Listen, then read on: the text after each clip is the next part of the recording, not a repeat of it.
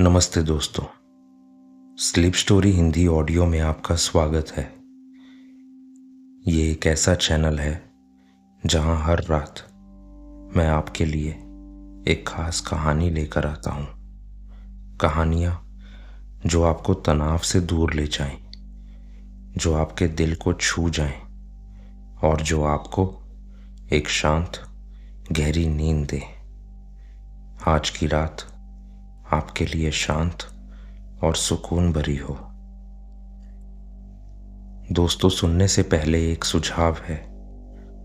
अगर आप कहानी को थोड़ी जल्दी सुनना चाहते हैं तो प्लेबैक स्पीड को 1.25x या 1.5x पर सेट कर सकते हैं। पर अगर आपको सच में नींद की चाहत है, सुकून चाहिए, मन को शांति चाहिए, तो वीडियो को नॉर्मल स्पीड पर ही चलने दीजिए। यही सबसे बेहतर है। आज की कहानी एक ऐसे इंसान की है जिसे समाज ने रिजेक्ट कर दिया था। एक लंगड़े आदमी की, जिसे लोग बेकार समझते थे। पर जब पूरा गांव खतरे में आया, तब वही लंगड़ा आदमी सबसे बड़ा योद्धा बन गया। ये कहानी है रामू की, एक ऐसे इंसान की जिसने साबित किया कि ताकत पैरों में नहीं, हिम्मत दिल में होती है। और दोस्तों, मैं आपसे एक विनती करना चाहूँगा। ये चैनल आपका अपना है। अगर आप किसी पर्टिकुलर टॉपिक पर कहानी सुनना चाहते हैं तो प्लीज़ कमेंट सेक्शन में ज़रूर शेयर कीजिएगा। हम आपकी रिक्वेस्ट के हिसाब से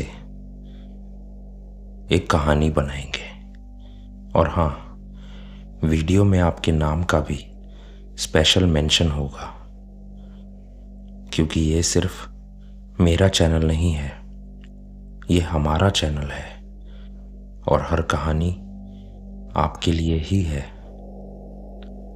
अगर ये पहली बार है जब आप मेरी कहानी सुन रहे हैं तो चैनल को सब्सक्राइब कीजिएगा, बेल आइकन भी दबाइएगा। चलिए, बिना किसी देरी से आज की कहानी शुरू करते हैं। साल 1995, एक छोटा सा गांव रामपुर, राजस्थान के किसी कोने में। रामू जन्म से लंगड़ा, दाहिना पैर जन्म के समय से मुड़ा हुआ, चलता लेकिन लंगड़ा कर। बचपन से रामू की जिंदगी आसान नहीं थी। जब रामू 5 साल का था, दूसरे बच्चे खेलते थे, दौड़ते थे। रामू बस देखता रहता, किनारे बैठकर। कभी कभी वो भी खेलना चाहता। मुझे भी ले लो प्लीज, बच्चे हंसते। तू तो लंगड़ा है, तू कैसे खेलेगा? रामू चुप हो जाता। स्कूल में और भी बुरा था। टीचर उसके प्रति कभी सहानुभूति नहीं करते। जो साथ के क्लासमेट्स थे वो भी उस पर गुस्सा करते। लंगड़ा रामू, लंगड़ा रामू। कैंटीन में लाइन लगती तो धक्का दे देते। रामू गिर जाता, सब हंसते। रामू ने धीरे धीरे स्कूल जाना ही छोड़ दिया। 8वीं क्लास के बाद वो घर पर ही रहने लगा। रामू के माता पिता गरीब किसान थे। पिता छोटू राम मेहनत करते, पर कमाई बहुत कम। माँ कमला घर संभालती पर दुखी रहती। रामू को देखकर उन्हें तकलीफ होती। नहीं, रामू से प्यार नहीं था, ऐसा नहीं, बल्कि वो सोचते थे हमारे बेटा की जिंदगी कैसी होगी। गांव में लोग बातें करते, बेचारा छोटू राम, बेटा लंगड़ा पैदा हो गया, इसका तो शादी भी नहीं होगी, बोझ है, बस बोझ। रामू ये सब सुनता चुपचाप और अंदर से टूटता रहता। गांव में एक बुजुर्ग थे, चाचा राम स्वरूप, 70 साल के। वो रिटायर्ड टीचर थे, अकेले रहते थे। चाचा को रामू से हमदर्दी थी। कभी कभी रामू को बुलाते, अरे रामू आजा बेटा, बैठ। रामू जाता, चाचा उसे चाय पिलाते, कहानियां सुनाते, महाभारत की, रामायण की। बेटा देख, धृतराष्ट्र अंधे थे पर राजा बने, और एकलव्य, उसका अंगूठा कट गया पर वो सबसे बढ़िया तीरंदाज था। कमी शरीर की नहीं, मन की होती है। रामू सुनता चाचा की बातें, उसके दिल में बैठती थी। रामू बड़ा हो गया, अब 25 साल का था। कोई नौकरी नहीं, कोई काम नहीं। गांव में लोग उसे बेकार समझते थे। रामू घर पर रहता, छोटे मोटे काम करता, कपड़े धोना, बर्तन साफ करना। पर एक चीज रामू बहुत अच्छे से करता था, लोगों को ऑब्जर्व करना। रामू दिन भर घर के बाहर बैठता, गांव को देखता। कौन कहां जा रहा है, कौन क्या कर रहा है। रामू की ऑब्जर्वेशन पावर बहुत ही शार्प थी, पर किसी ने ध्यान नहीं दिया। रामू जब 28 का हुआ, उसके माता पिता गुजर गए। पहले पिताजी, फिर 6 महीने बाद मां। रामू अब पूरी तरह अकेला था। गांव वालों ने थोड़ी मदद की, खाना दे देते, पैसा दे देते थे, पर वो मदद एक दया थी, सम्मान नहीं। रामू ये जानता था। वो अपने छोटे से घर में अकेला रहने लगा। साल 2000, गांव में कुछ बदलाव आए। पहले शांति थी, अब डर था। एक रात सरपंच के घर चोरी हो गई। सोने के गहने, नकद पैसे, सब गायब। सरपंच ने पुलिस को बुलाया, पुलिस आई, देखा, चली गई। कोई निशान नहीं मिला। अगले हफ्ते बड़े किसान ठाकुर साहब के घर फिर चोरी। इस बार ज्यादा, ट्रैक्टर के पार्ट्स, अनाज का सामान। फिर से पुलिस, फिर से कुछ नहीं हुआ। अगले 3 महीने में 7-8 घरों में चोरी हुई। सब अमीर लोग या मिडिल क्लास। रामू का घर नहीं, क्योंकि रामू के पास था ही क्या। गांव में अब डर फैल गया। रात को लोग दरवाजे अच्छे से बंद करते, खिड़कियां लॉक करते। एक वॉचमैन रखा गया, पर चोर फिर भी आते।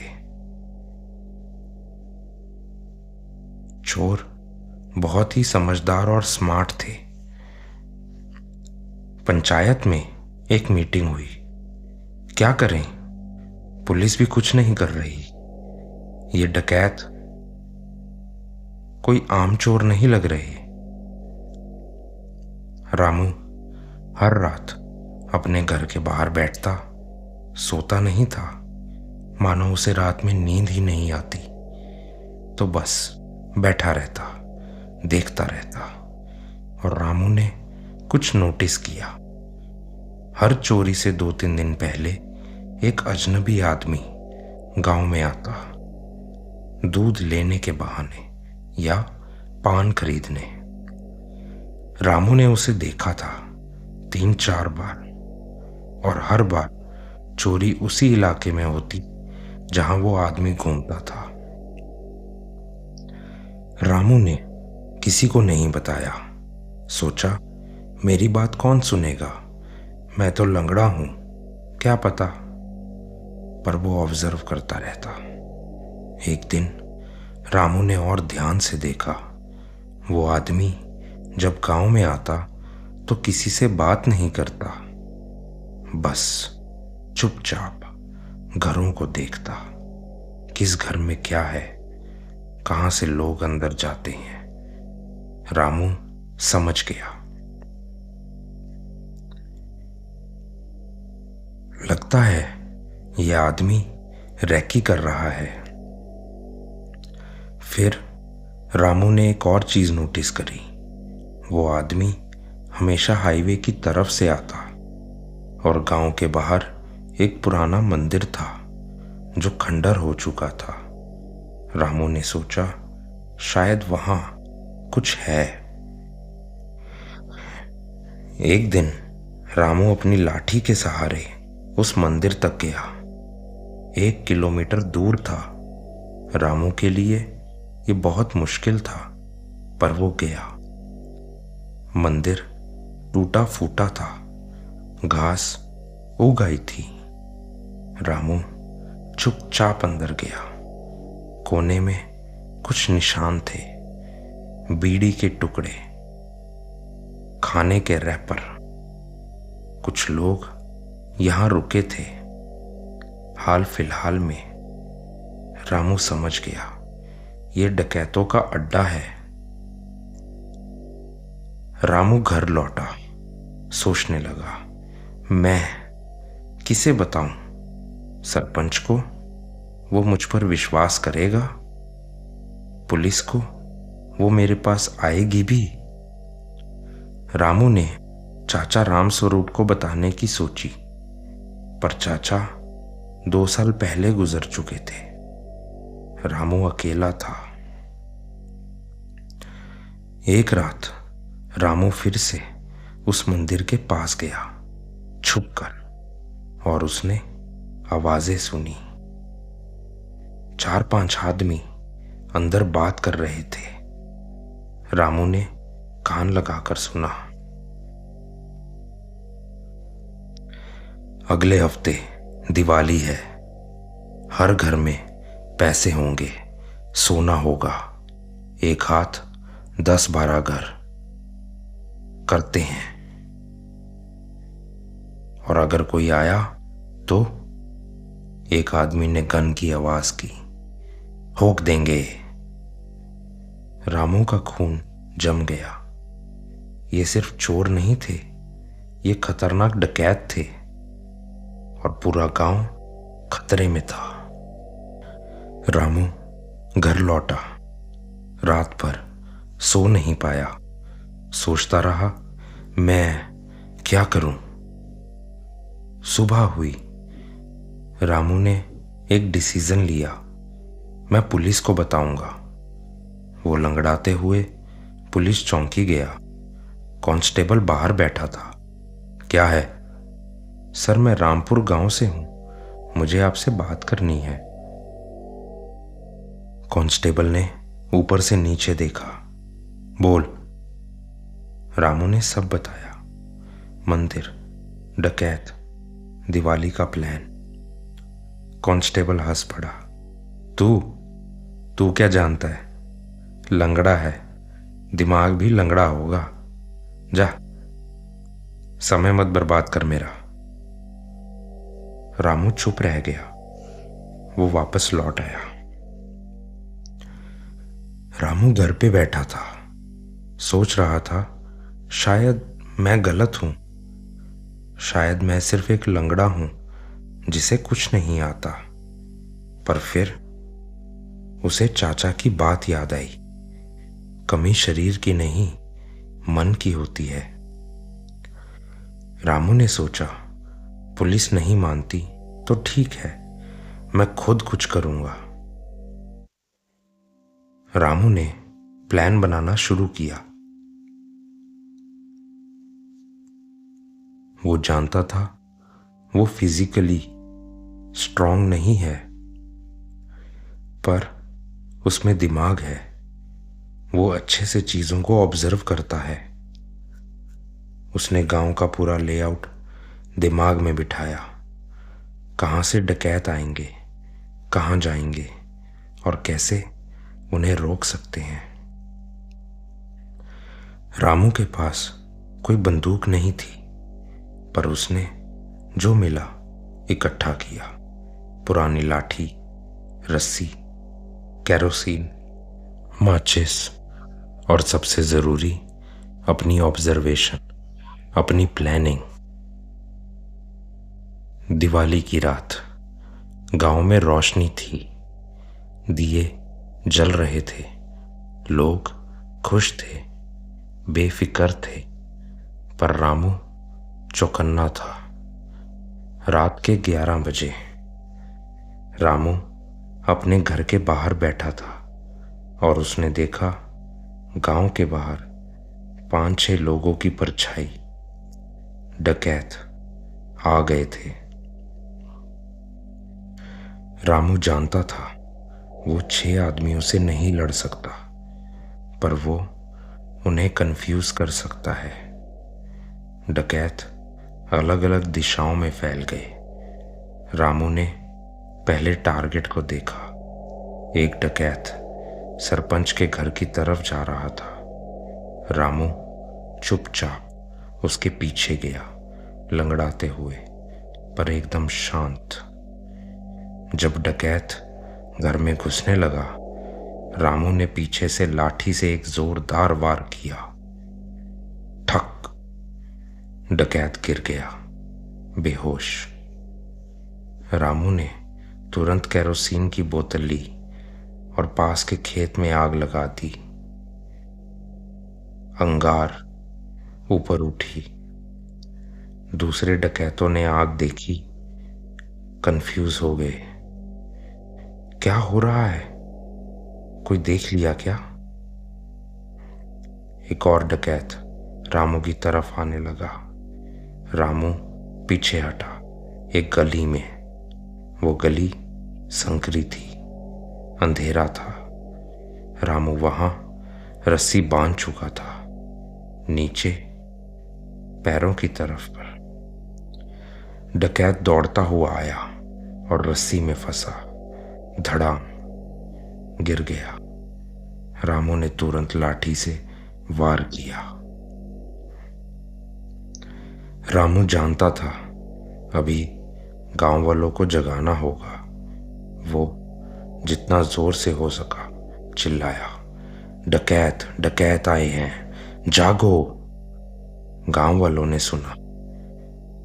लाइट्स जलने लगी, लोग बाहर आने लगे। बाकी के 3-4 डकैत समझ गए प्लान फेल हो गया। वो भागने लगे, पर उनका लीडर गुस्से में था। उसने रामू को देखा। तूने सब बिगाड़ दिया। वो रामू की तरफ बढ़ा, हाथ में लाठी। रामू खड़ा रहा, डरा नहीं। डकैत ने वार किया। रामू ने बचने की कोशिश की, पर वो लंगड़ा था। वार लगा, रामू गिर गया। उसी वक्त गांव के लोग पहुंच गए। 10-15 आदमी लाठियां लेकर। डकैत डर गया, वो भाग गया। बाकी डकैत भी भाग गए। गांव वाले रामू के पास आए। वो जमीन पर पड़ा था, खून बह रहा था। रामू को तुरंत हॉस्पिटल ले जाया गया। डॉक्टर्स ने इलाज किया। रामू बच गया। अगले दिन गांव में सबको पता चल गया रामू ने क्या किया।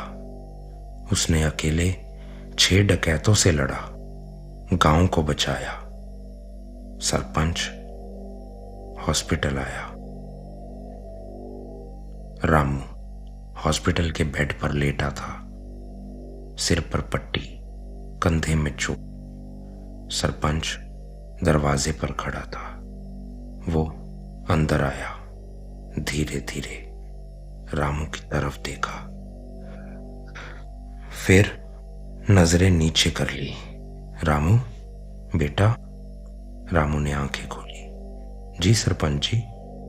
सरपंच की आवाज भर गई। मैं माफी मांगने आया हूं।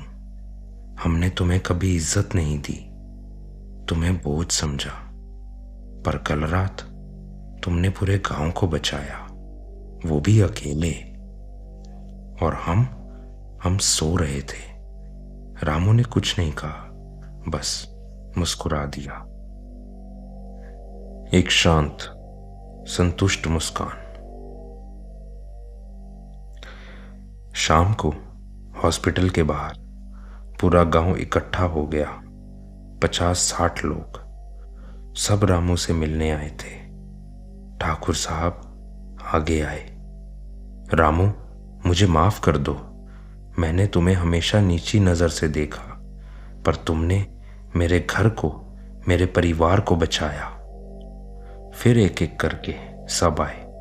वो स्कूल के बच्चे जो कभी उसे लंगड़ा कहते थे, वो टीचर जिसने उसे इग्नोर किया था, वो दुकानदार जो हमेशा रूखा व्यवहार करता था, सब अपनी अपनी माफी मांग रहे थे। रामू चुप था। वो गुस्सा नहीं था, वो खुश भी नहीं था, वो बस शांत था। 3 दिन बाद रामू हॉस्पिटल से डिस्चार्ज हुआ। जब वो गांव में लौटा तो पूरा गांव रास्ते पर खड़ा था। फूलों की माला, तालियां, आरती की थाली। रामू को थोड़ी शर्म आ गई। ये सब मेरे लिए? सरपंच ने कहा, रामू, तुम गांव के सबसे बड़े योद्धा हो। तुमने हमें सिर्फ डकैतों से नहीं बचाया, तुमने हमें अपनी सोच से, अपनी छोटी मानसिकता से बचाया। उस दिन के बाद गांव में बहुत कुछ बदला। लोग फिजिकली डिसेबल्ड लोगों को अलग नजर से देखने लगे, इज्जत से, प्यार से। एक छोटा सा लड़का था जिसका एक हाथ नहीं था। पहले उसे भी बच्चे चिढ़ाते थे, अब वो बच्चे उसके साथ खेलते थे।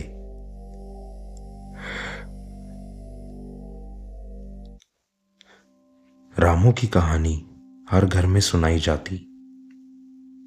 माँ बाप अपने बच्चों को कहते, देखो रामू अंकल को, उनके पैर कमजोर हैं पर उनका दिल कितना मजबूत है। पंचायत ने एक डिसीजन लिया। रामू को गांव का ऑफिशियल नाइट वॉचमैन बना दिया गया। सैलरी दी जाने लगी, पर रामू के लिए पैसे से ज्यादा ये सम्मान था। वो जिम्मेदारी जो गांव ने उस पर रखी। हर रात रामू अपनी लाठी लेकर गांव में चक्कर लगाता। अब कोई नहीं हंसता था। लोग इज्जत से हाथ जोड़ते, राम राम रामू भाई। बच्चे उसे देखकर दौड़ते आते। Ramu uncle, Ramu uncle. रामू मुस्कुराता। पहली बार जीवन में उसे ये महसूस हुआ कि उसकी भी कोई जिंदगी में जगह है। 5 साल बीत गए। रामू अब 33 साल का था। वो अभी भी नाइट वॉचमैन था। कभी कोई बड़ा इंसिडेंट नहीं हुआ, पर रामू की मौजूदगी ही काफी थी। लोगों को सुरक्षा महसूस होती थी। एक रात एक बच्चा रास्ता भटक गया था। अंधेरे में रो रहा था। रामू ने उसे ढूंढा, अपने कंधे पर बिठाया और घर तक पहुंचाया। एक और रात एक बुजुर्ग औरत गिर गई थी। रामू ने उसे उठाया, अस्पताल तक ले गया। छोटी छोटी बातें, पर हर बात में वही बहादुरी, वही दिल। पंचायत ने गांव के बीच में एक छोटा सा स्मारक बनाया।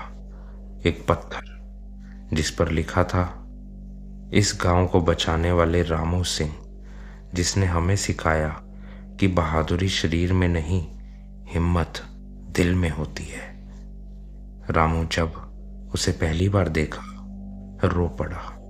नहीं, दुख के आंसू नहीं, खुशी के आंसू, स्वीकृति के आंसू। रामू 35 साल का है अब। वो अभी भी अकेला रहता है। कभी शादी नहीं हुई, कोई अपना परिवार नहीं है, पर पूरा गांव उसका परिवार है। हर त्योहार पर कोई ना कोई उसे बुलाता है, रामू भाई आज हमारे घर खाना खाने आओ। बच्चे उसके साथ खेलते, बुजुर्ग उसके साथ बैठकर बातें करते।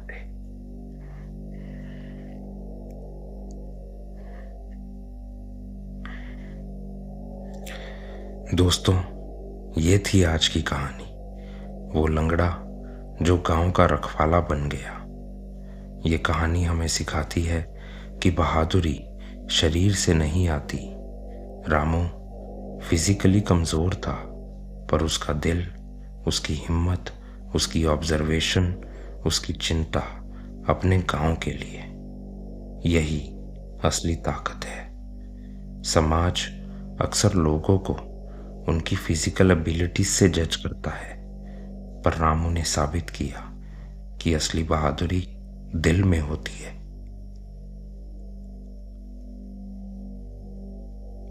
और सबसे बड़ी बात, रामू ने उन लोगों को बताया जिन्होंने उन्हें सालों तक रिजेक्ट किया था। उसने बदला नहीं लिया, माफ कर दिया और अपनी जान उनके लिए दांव पर लगा दी। यही सच्ची महानता है। अब बस आंखें बंद कर लीजिए, वीडियो को चलने दीजिए। बैकग्राउंड में ये कोमल और शांत सा म्यूजिक आपको ले जाएगा एक शांत सी दुनिया में। अपनी सांसों को महसूस कीजिए, धीरे धीरे। सोचिए, क्या हम भी किसी को उनकी फिजिकल लिमिटेशन से जज करते हैं? क्या हम किसी को असली ताकत उनके दिल को देख पाते हैं? रामू एक सिंपल आदमी था, पर उसने एक्स्ट्रा ऑर्डिनरी काम किया। आज की कहानी ने शायद आपको सोचने पर मजबूर कर दिया हो कि असली बहादुरी क्या है, और ये काफी है। कमेंट में जरूर बताइए, क्या आपने कभी किसी को गलत जज किया है? क्या आपने कभी किसी अंडरडॉग को बहादुरी देखी है? और हाँ, अगर आपको किसी पर्टिकुलर टॉपिक पर कहानी चाहिए तो बेझिझक कमेंट में बताइए।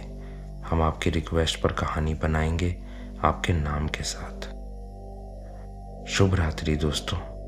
गहरी नींद आए, सपने बहादुरी से भरे हों, और जब आप सुबह उठें तो किसी की ताकत को उनके शरीर से नहीं, उनके दिल से जज करिएगा। क्योंकि याद रखिए, असली योद्धा वो नहीं है जो सबसे ताकतवर होता है। असली योद्धा वो है जो निडर होता है। और रामू एक सच्चा योद्धा था।